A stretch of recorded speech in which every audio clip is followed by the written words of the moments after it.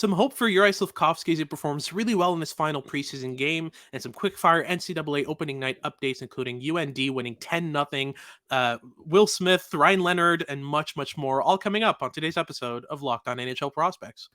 You are Locked On NHL Prospects, part of the Locked On Podcast Network, your team every day.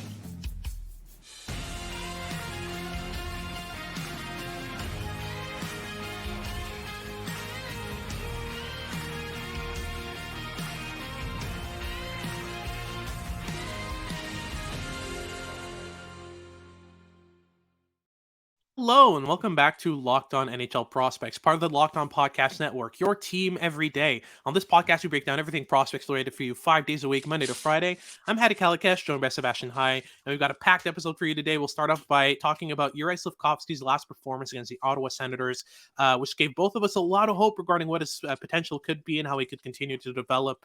We have a middle segment regarding James Malatesta of the Columbus Blue Jackets system. We'll talk about that with Jay Forster of Locked On Blue Jackets coming up in our middle segment there. And then we'll end things off with a quick fire NCAA update on opening night. UND won 10-0. Jayden Perron scored 3 goals, including a beauty. We've got talk about Will Smith, Ryan Leonard, Jacob Fowler, Gauthier, Lane Hutson, Macklin Celebrini. It's a packed third segment. Make sure to stick around. Before we get into that, today's episode is brought to you by Sleeper. Download the Sleeper app and use a promo code LOCKEDONNHL to get up to a $100 match on your first deposit. Terms and conditions apply. See Sleeper's terms of use for details.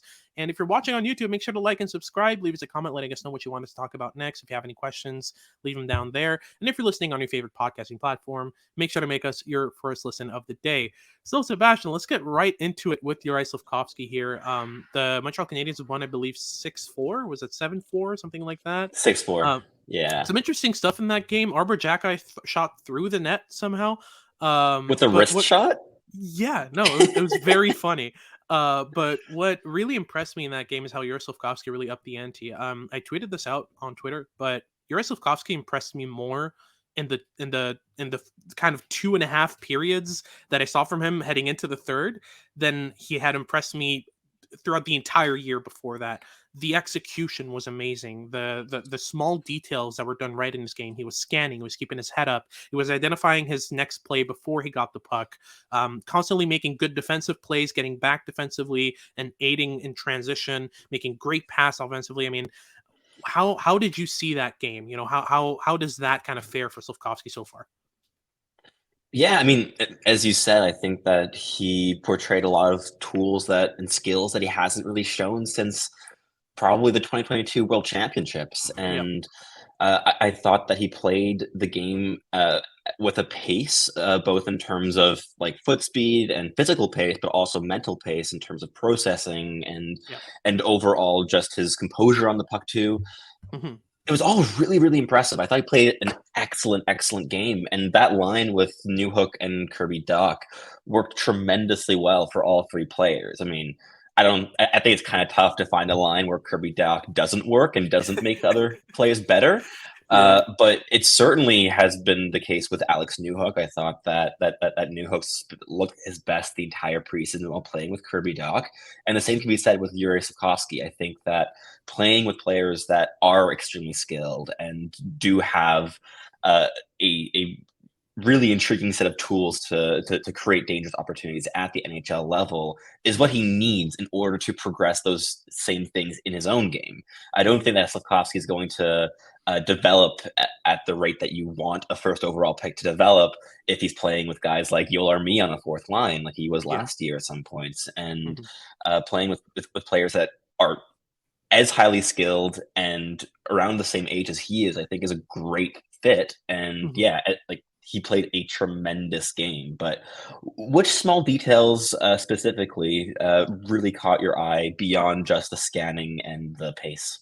The use of spacing and transition was amazing. That's one thing that's really been a concern for me since this draft year is he constantly crowds the short side off the rush, and he kind of makes it difficult for his teammates to play laterally and open up the ice in terms of width and transition. Oftentimes, let's say Kirby Dach would be skating up the right side. Slafkovsky would cut in front of him instead of taking the width of the ice and kind of giving him a change of side option. I saw a lot more use of spacing. I saw a lot more pacing as well, just kind of not Mhm. kind of rushing through transitions and kind of pacing himself in terms of the speed that he utilizes in transition to kind of hit the neutral zone with just the right speed differential, with just right kind of timing. That was something that was really impressive as well. And most kind of noticeably, he was scanning constantly. When he got the puck, oftentimes he already knew what his next play was. And that was a Yeah. major difference, because that was a big concern as well in his game, in his draft year, and his draft plus one. Is he's a player who, by virtue of his strength, by virtue of his frame, didn't really need to identify his next option as he was developing, because it didn't matter what was going on. He was going to be able to outmuscle the player that was coming to him, and then had the time to figure out his next play. But that difference really kind Mhm. of showed in that game. And yeah, I mean, for me, I don't know for you, but for me, this is the best game I've watched of Slafkovsky. And obviously, he wasn't playing against the best competition. Like, No, he was it was facing. not a strong Senators lineup there. Yeah, they put together a I don't know how else to call it, but just a lineup of fourth liners and grinders. Yeah, Zach Yeah. Konji Yamama. A lot more than that. A lot of names escape me right now, but it's mainly a lineup of physical guys who can battle. Which when you're facing Arbor you kind of need. But yeah, it wasn't the best competition, but I think irrespective of the competition, what Slafkovsky was doing in a vacuum was just very impressive, and the small details that have improved in this game are really fun to kind of watch develop. Mhm. But yeah, do you feel the same? Is this the best performance you've seen in Slafkovsky? Because it definitely was for me. Definitely, like, in a Habs jersey. Like, I think if you're going back to the World Championships, you might see some games where he could take control of the pace of the entire game a bit more than he did in this contest. But Yeah.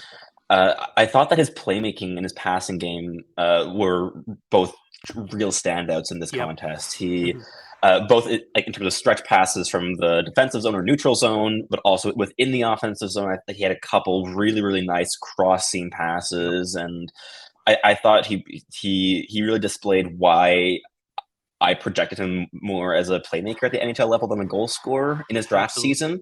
And this is the first I've kind of seen of like that identity in Slafkovsky since he's put on that Habs jersey. Mhm. But obviously, it was just a preseason game, and as you said, the competition wasn't exactly the strongest in the world. Like, apart Mhm. from, I mean, probably Kubalik was the best player in that lineup, right? Yeah. Like, it was not a very strong team. No, But exactly. what would your argument be of like like why is it still a valuable thing for us to talk about in terms of a preseason performance for Slafkovsky? Like, why is this still so notable for us? It's the details. It's the small things he did right. And if you were talking about just a good game where he scored a couple goals but was still doing the exact same things he's been doing in his Yeah, draft year, we wouldn't be having this conversation. What really impressed the both of us, I think, is just the fact that there were progressions in exactly the areas that we wanted to see progress in Slavkovsky's game. It was such a noticeable difference in his processing, his scanning, and especially you need those to be able to pass at a high end level. And that's what's been missing from Slafkovsky's game in this draft year. And that's why people kind of see him as a goal scorer, is because his lack of processing, his lack of scanning in his draft plus one made his goal scoring pop a bit more, because you don't need that as much to score goals. But yeah, Slafkovsky's passing ability, and when he finds it, when he sees the option, his playmaking ability, his ability to connect plays is so good that as soon as you incorporate what we saw in this last game, the processing, the scanning, the pre-scanning, the ability to understand what's going on around you and know your next option before you get the puck, immediately we saw a drastic difference in Slafkovsky's playmaking ability. So that's why we both see him as more of a playmaker right now, right? It's just that as soon as he develops for that sure. scanning habit, it's over. I mean, he's a playmaker through and through. Um, and yeah, no, this last game was just, the differences were in the key and target areas that we wanted to see develop in Slafkovsky, and that's just so promising. So that gives Yeah, a bit of hope for what we're kind of looking forward to regarding Slafkovsky, right? I mean, it's going to be fun to see him kind of develop this year, and hopefully we see a lot more of that and a lot less of what we saw in his draft plus one, because that was it was a bit of a concern, if not a bit of a concern. First overall pick, it was a major concern. So yeah, that wraps things up certainly. for Yeah. our first. Yeah, so that wraps things up for our first segment. Now we're gonna have a quick segment where we plug in a bit of talk with Jay Forster regarding James Malatesta of the Columbus Blue Jackets. Make sure to stick it around to the end though, because we have a quick fire NCAA opening night update coming out And we're going to cover a lot of very interesting stuff. So this is all coming up on today's episode of Locked On NHL Prospects. The NHL season is finally here, and that's why I want to tell you about Sleeper. Sleeper is my go-to platform for daily fantasy sports, especially daily fantasy hockey. With Sleeper, you have the chance to win 100 times your cash on daily fantasy. The NHL has never been more exciting than it is today, as we cover on this podcast. There is so much skill in this league, ranging from Connor McDavid to Sidney Crosby to Cale Makar and Connor Bedard. Simply select more or less based on their stats, such as goals, assists, points, saves, and more, to create the strongest team that you possibly can. Yes, you heard me. Sleeper offers 100 times payouts, so start paying attention, make the right picks, and you could win big. Use promo code LOCKEDONNHL and you'll get up to $100 match on your first deposit. Terms and conditions apply. That's LOCKEDONNHL. See Sleeper's terms of use for details. We talked a little bit earlier. I can't remember if it was on mic or off mic about the Blue Jackets getting good value in later round picks. And so I want to talk about a guy that they took in the 5th round a couple of years ago. And that's James Malatesta, who is fresh off an MVP, a playoff MVP playoff run, I guess, in the QMJHL, is going to be in the AHL this season, and has kind of that Tasmanian Devil style play that I feel like so many of the Blue Jackets prospects have. What can you tell us about James Malatesta and how you think his game is going to translate to the pro leagues? He's an interesting prospect that I've kind of been watching on and off over the past couple of years. I think his progression over the last 2 years has been really solid. I wasn't the biggest fan of his in his draft year. I thought he had a lot of lapses in his game. The production wasn't as good either, obviously, and overall, he would look like your typical work in progress QMJHL forward to me as a draft eligible. But since then, he's really been able to, I guess, hopefully also in tandem with the Columbus development staff, pinpoint his own strengths and double down on those, which is what I would encourage a lot of those prospects that are drafted in the later rounds to do, is to find the things that they are really, really good at and to just keep working on those. Because in order to crack the NHL, you need to have a standout skill of some sort. Like if you are just your average Swiss Army knife that can do a bit of everything at an okay level, you're probably gonna get stuck at the AHL level for good. And making that next step to the NHL can be tough because you have to stand out for something. And with Malatesta, he really realized that it is his speed, his wrist shot, and his overall forechecking ability that are kind of like the core tenets of his game that make him good. And he's been working on those and developing those consistently in the last couple seasons, which has been great to see. So his wrist shot is his primary method of offensive production. It's stronger than his playmaking is. He doesn't have the hardest slap shot. He's a little bit limited to his wrist shot, but it's really quick. He gets it off his stick really, really fast. And while it's not the most powerful shot in the world, he's fairly accurate, and he gets underneath goaltenders' arms pretty often. He finds those little gaps that are just kind of annoying and just kind of sit around the net. He can find those gaps pretty well. Now, I don't think he's going to be a top 6 scorer by any means. I think we're talking about a player whose ceiling reaches up to that third line level, maybe, where I think if he pans out into an NHL piece, we're looking at a bottom 6 player. But because he also doubled down on his forechecking game and his speed, he has 2 things that could entrench him in an NHL lineup already. Like a fast forechecker is something that every single team in the league wants and needs. Having a player that is defensively responsible, but applies that pressure offensively, and overall just makes really good use of the minutes that they get on the ice and really puts the work in for those minutes. Every team has a couple of those guys, and I think that Malatesta could become that. Now, whether the offensive talent is enough for a third line role, I'm not fully certain of just yet. I think it's a possibility for sure. Malatesta is the type of player where if I were running Columbus, I'd be kind of curious to kind of see what type of offers I could get for him in a trade market in terms of draft picks or NHL talent, just to lock his name up there, because Columbus now has a ton of really, really intriguing prospects, and Malatesta has that bumped up value from his great Memorial Cup performance and the QMJHL playoff run, where I'd be kind of curious to kind of just see what the offers would be, because if you can get like a second round draft pick back, I'd be pretty intrigued. But if not, you have a really fun player that could be a depth piece as soon as like a year or two from now. So I think he's really, really solid. I also think that Columbus has a fair amount of players in the system that project similarly to him as being those like undersized, high energy, bottom six potential pieces. So whether or not he sticks around, I'm not fully certain of just yet, but he is a player that has really shown over the last 2 years that he is a valuable NHL prospect, and whether or not he's able to fully translate that into becoming a valuable NHL player remains to be seen. But the progression curve over the last year has been really, really great. So I'd be very optimistic on his case if I were a Blue Jackets fan too. Yeah, and I just feel like if you draft him in the 5th round, if you get an NHL player out of that feels like a win. An I NHL player. Yeah. Penciled him in as like a 4th line guy. He's super annoying. He just kind of motors around on the ice. He's one of those guys that plays the game at 110% or nothing, which is always really fun to watch. He's been getting a lot of penalty kill time in his preseason games as well, which is fun. And I completely agree. The Blue Jackets could use a player like him. The top 6 for the Blue Jackets is pretty set.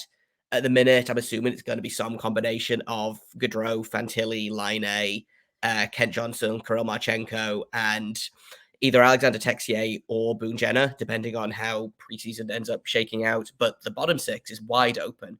Malatesta hasn't been sent down to the AHL yet. He's still sticking around. So as of the time of recording this anyway, which is October 4th or October 3rd, I could read a calendar.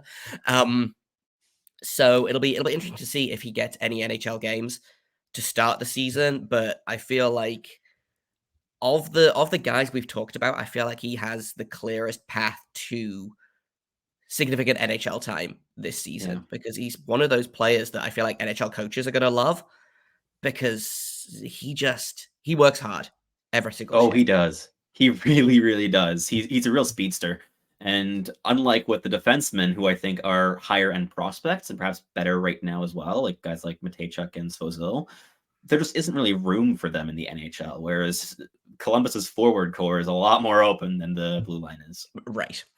Yeah, and there's more. Yeah, there's basically, I think, 2 open defensive spots for the Blue Jackets right now, and like 6 guys to fill that, including like 3 established NHL players, plus Juracek, plus Nick Blankenberg, plus maybe Denton Matejchuk at an outside push. So many bodies. We'll see. The forward core, there's way more spots. Basically, the entire bottom 6 is open, in my opinion. So we'll see. Malatesta could surprise a lot of people, but I've been pleasantly surprised by what I've seen from Malatesta so far. So that was Sebastian and Jay Forster of Locked On Blue Jackets talking about James Malatesta of the Columbus Blue Jackets system. Now we'll end things off with a very interesting segment where we talk about a lot of the opening night action in the NCAA, including UND winning 10-0 with Jayden Perron scoring a hat trick, Will Smith, Ryan Leonard, Macklin Celebrini, Lane Hutson. So much coming up after these messages here at Locked On NHL Prospects.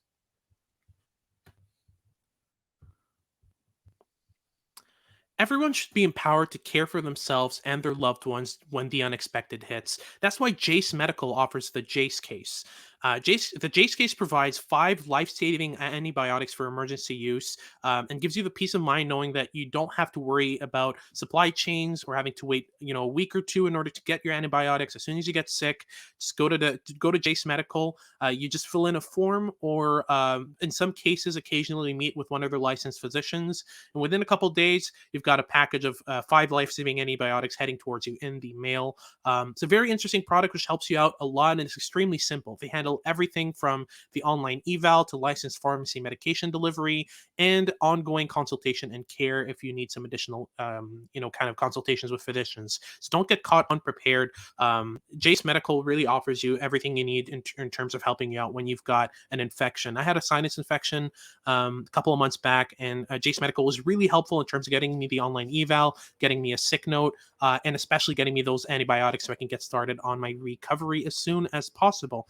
So you can get $20 off these life-saving antibiotics today from Jase Medical by using the code Locked On at checkout on jasemedical.com. That's JASE medical.com. Don't get caught unprepared. All right, so ending things off with our quickfire segment for the NCAA's opening night kind of updates. So we'll talk about kind of what happened around the league and some prominent games that were fairly impressive. We'll start with the UND game against Manitoba. Obviously, it's not the best level of competition. They won 10-0. Just remind me what the score count was, what the shot count was at the end of the game. I believe it was 59-6. Yeah, 59-6 was the final score. UND won 10-0. And Jayden Perron scored 3 goals for UND, and I believe that was his first game, right? That was his first official game with UND. It was indeed, yeah. Yeah, exactly. 3 goals, including a beauty for a second. I absolutely loved the way he caught that puck, changed the angle of his shot within his pass reception, and then immediately fired, under a stick right into the top corner. Nothing stopping that. I mean, Jayden Perron from the high slot too. Yeah, it was from exactly. distance. Exactly. And I mean, we know how good Jayden Perron's shot is, but I mean, what impressed you the most about that? And was there any difference between, what we saw from draft year Jayden Perron and what we saw in that game particularly? I think in his draft year, I was a big fan of his one-timer and the shooting mechanics of that, but the wrist shot I thought was more of a work in progress still. Mhm. His playmaking is quite clearly his biggest offensive tool. But the fact that I think the wrist shot has really progressed a fair amount now in the offseason, like that release is not something I've seen last season and has nothing to do with the shot actually even going in the net or the fact that it was against Manitoba. Purely just the shooting mechanics on that release were gross. As you mentioned, the angle release, the angle change was perfectly executed. It was a tremendously dynamic release that I did not really see in Jayden Perron's game too much last season. And if he's able to integrate that into his overall toolkit game to game, you might see a progression kind of similar to like Sean Farrell, the D+1, where the shot just took a massive step forward after having been that primary playmaker for Chicago. Yeah, absolutely. Moving on to the Boston College game, we got a lot to cover there. 4 prominent prospects on that lineup had a very good game. Let's start off with Will Smith and Ryan Leonard, the 1-2 punch. That was, they also have Gabe Perreault, who was also in the same draft year, also from the NTDP, and all 3 of them form a second line on Boston College. That alone is very interesting. But I felt like Gabe Perreault was a bit more muted in that game. I saw a lot more of kind of Will Smith and Ryan Leonard kind of leading the show. How do those two complement each other, and how can they help each other kind of improve their game as they progress with Boston College? Real quick. I mean, that line is kind of just the perfection line, and they work tremendously well together. I think Will Smith is extremely good at creating space for his line mates to work with and within, whereas Ryan Leonard will push other people out of the way like the Red Sea in order to create space, which is a different way than Will Smith does it. And Ryan Leonard had a beautiful net drive in this game. He's really showing his physicality, and it's still just as effective against NCAA competition as against like USHL competition, which is shocking, totally not expected. No, so Ryan Leonard's expectedly doing great, and it seems to be a very smooth transition. Will Smith, I thought, had a few more speed bumps in this game. He had a couple really nice flashes. The handling was on display. The creativity was on display. But I thought that there were some plays where he was a little bit taken aback by the intensity and the lack of space and time that he had, which is also not the most surprising thing, considering that he had a lot of that to work with last season. And he really made use of it. So there's going to be a bit of a transition period for him for sure, and just the same with Gabe Perreault. So this game to me kind of confirmed a lot of things I kind of expected of the 3 players going into the NCAA, where Ryan Leonard has had the easiest way of adapting, but the entire line still works great together, obviously.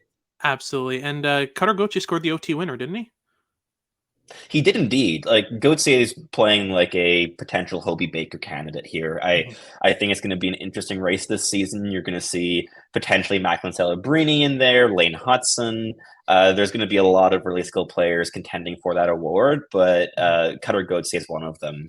He's the legitimate 1C at Boston College as of right now, and I don't really see that shifting. As good as Will Smith is, Cutter Gauthier is made for the NCAA game, and yeah, he scored a great goal in OT. It's just such a heavy wrist shot, and it can beat the vast majority of NCAA goaltenders. Absolutely. And yeah, it'll be interesting to see how he kind of develops. But real quick on Jacob Fowler, I mean, he had a fantastic game and at one point just committed pure highway robbery in his first NCAA game for Boston College. Yeah. Listen, he's got a great lineup in front of him offensively. Defensively, I got a bit more questions. But yeah, I mean, he was a stalwart in that game at one point. He got kind of fooled by a drive around the net by one of the opposing team's players, and he passed cross grain behind Fowler's back. But Fowler's positioning is so solid that there are situations where as a goalie you're gonna get fooled mentally by other players. It happens.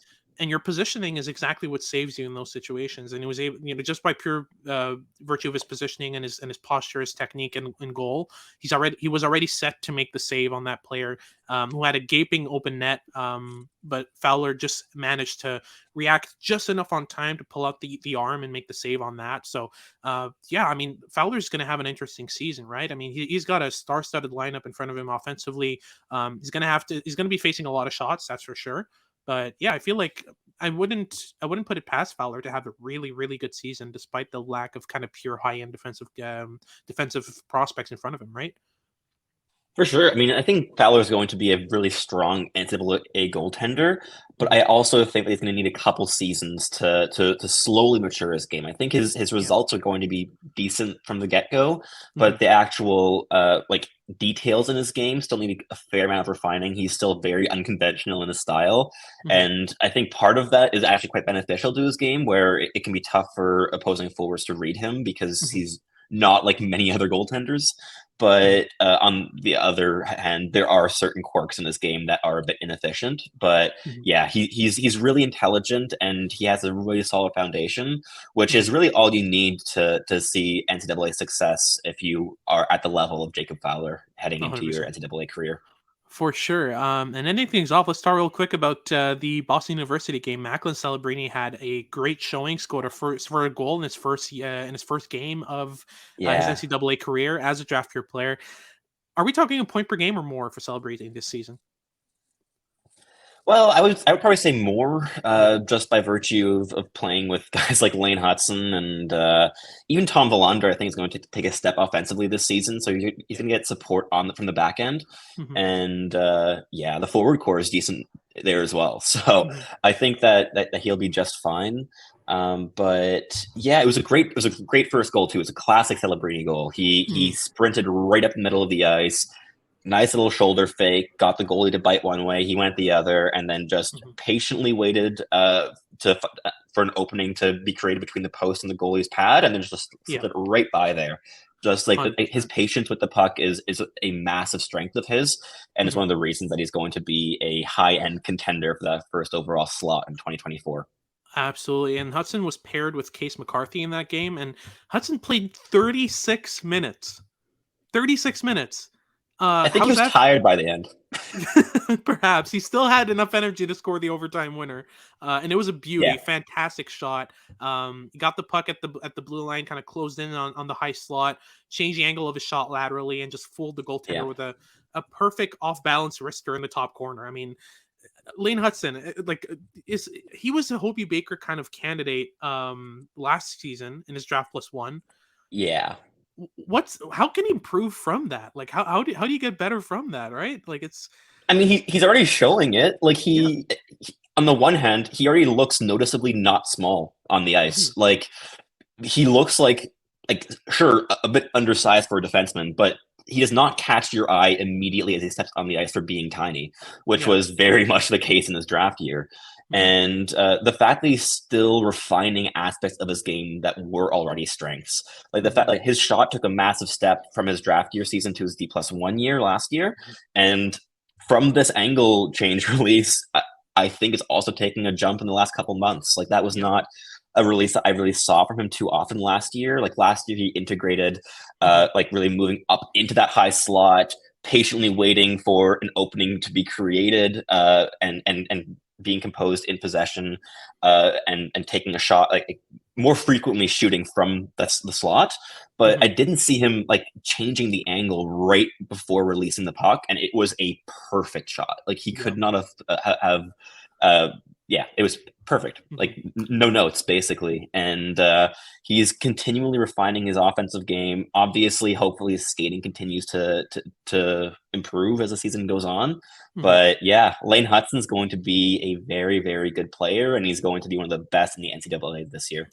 Absolutely. Fun fact, by the way, Lane Hutson has played 40 college games. He has 5 game-winning goals. So, yeah, very interesting. But that wraps things up for today's episode. Thank you very much for tuning in. If you've liked what you've been watching and you're watching on YouTube, make sure to like and subscribe. Leave us a comment letting us know what you want us to talk about next. And if you're listening on your favorite podcasting platform, make sure to make us your first listen of the day. For your second listen of the day, make sure to check out Locked On Sports Today. They've got all your updates and news about what's going on in sports. And make sure to tune in for our next episode as we continue some Blue Jackets talk, including Adam Fantilli getting lit up by TJ Oshie. All that's coming up tomorrow. Make sure to tune in. This has been Hadi Kalakesh with Sebastian and Hadi, and we hope you tune in next time.